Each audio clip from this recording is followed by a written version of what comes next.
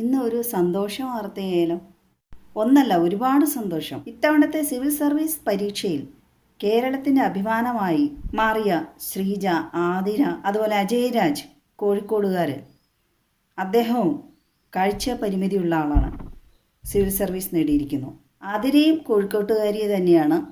ശാരീരിക സാമ്പത്തിക പരിമിതികളെ അതിജീവിച്ച് വിജയം കൈവരിച്ച യഥാർത്ഥ പാഠപുസ്തകങ്ങൾ എന്ന് തന്നെ പറയാവുന്ന ആതിരയാണെങ്കിൽ വീൽ ചെയറിലിരുന്ന് കഷ്ടപ്പെട്ട് പഠിച്ചാണ് പരീക്ഷ എഴുതിയത്. ആതിരയ്ക്ക് ഒരു ആക്സിഡൻ്റ് ഉണ്ടായി, സ്പൈനൽ കോഡെല്ലാം പോയി. അങ്ങനെ വീൽ ചെയറിലാണ് വർഷങ്ങളായി.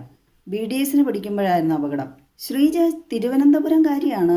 57 റാങ്കോടുകൂടിയാണ് പാസ്സായിരിക്കുന്നത്. IFS ഇന്ത്യൻ ഫോറിൻ സർവീസാണ് ലക്ഷ്യം. ഇതിൽ ഏറ്റവും കൂടുതൽ വിശദീകരിക്കേണ്ടത് ആതിരയുടെ ആ ഒരു വിജയമാണ്. കാരണം ഒത്തിരിയേറെ പറയാം. BDS പഠിക്കുമ്പോൾ സുഹൃത്തിൻ്റെ കൂടെ സ്കൂട്ടറിൽ പോയതാണ്, ബാക്കിലാണ് ഇരുന്നത്.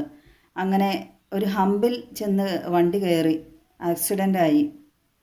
കൂട്ടുകാരൊക്കെ എങ്ങനെ ആശുപത്രിയിൽ എത്തിച്ചു. ബാംഗ്ലൂരായിരുന്നു പഠിച്ചുകൊണ്ടിരുന്നത്. കൂട്ടുകാരെയൊന്നും പിന്നീട് കണ്ടിട്ടേ ഇല്ല എന്നാണ് പറയുന്നത്. കാരണം കേസ് ഭയന്ന അവരാരും അടുത്തിട്ടില്ല. പിന്നെ ഒരു കസിനാണ് ആശുപത്രിയിൽ നിന്ന് പൈസ എല്ലാം കൂടുതൽ, അവരും പോയി. പിന്നെ കോടിക്കണക്കിന് രൂപ ചെലവഴിച്ചാണ് ആതിര വീൽ ചെയറിലെങ്കിലും എത്തി. ആശുപത്രിയിൽ കിടക്കുമ്പോൾ ഡോക്ടർമാർ മരിച്ചുപോയി എന്ന് കരുതി മോർച്ചറിയിലാക്കാൻ തുടങ്ങിയപ്പോഴാണ് കൈയൊന്ന് അനങ്ങുന്നത് കണ്ടത്.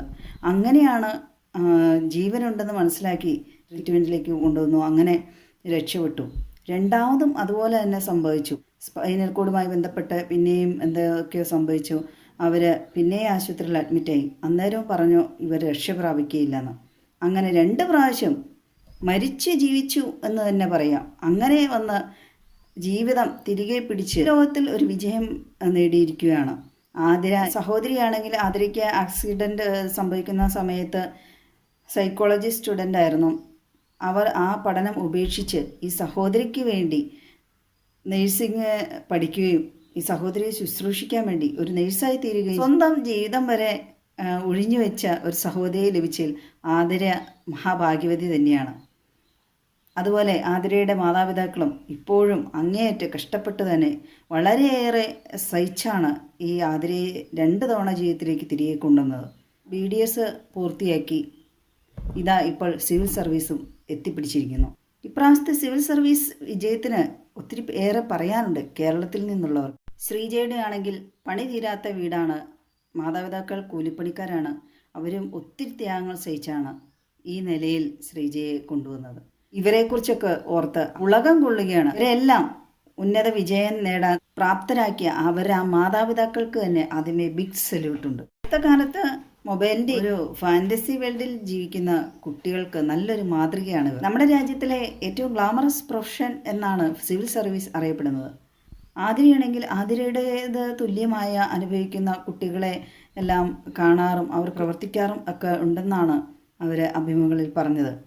മാതാപിതാക്കളെ ബുദ്ധിമുട്ടിക്കാതെ സ്ഥിരമായ ഒരു വരുമാനവും കൂടിയായി ഈ കുട്ടികൾക്ക്. ഇനി ആരെയും ആശ്രയിക്കേണ്ട തരത്തിൽ അഭിമാനമായി മാറിയ ആ മക്കളെ ലഭിച്ച മാതാപിതാക്കന്മാരും ഭാഗ്യവാന്മാർ തന്നെയാണ്. ഇതുപോലെ വെല്ലുവിളികളെ അതിജീവിച്ച് ഇവർ കേരളത്തിന് മാത്രമല്ല, രാജ്യത്തിന് മാത്രമല്ല, ലോകത്തിന് മൊത്തം അഭിമാനം തന്നെയാണ്. സിവിൽ സർവീസിന് തയ്യാറെടുക്കുക എന്ന് പറയുന്നത് നിസ്സാര കാര്യമല്ല.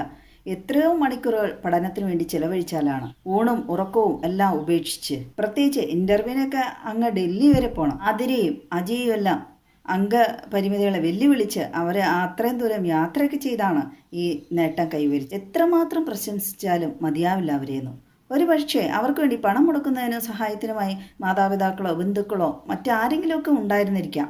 പക്ഷേ ഇങ്ങനെ ഒരു പരീക്ഷയ്ക്ക് അല്ലെങ്കിൽ ഇതുപോലെ ഒരു സാഹസത്തിന് തന്നെ എന്ന് പറയാം തയ്യാറെടുക്കുന്നതിന് വേണ്ടി എടുത്ത എഫേർട്ട്, അവരുടെ ആ മനസ്സ്, അതാണ് പ്രധാനം. അതുകൊണ്ടാണ് ഇവരെക്കുറിച്ച് വീഡിയോ ഇട്ടേ മതിയാകൂ എന്ന് തോന്നിയത്. നല്ല രീതിയിൽ അവരുടെ ജോലിയിലായിരിക്കുമ്പോൾ ഭരണം കാഴ്ചവെക്കാൻ അവർക്ക് സാധിക്കട്ടെ എന്ന് ആശംസിക്കുന്നു. പോരാടി നേടിയ വിജയം അവർക്കെല്ലാം മംഗളാശംസകൾ നേരുന്നു.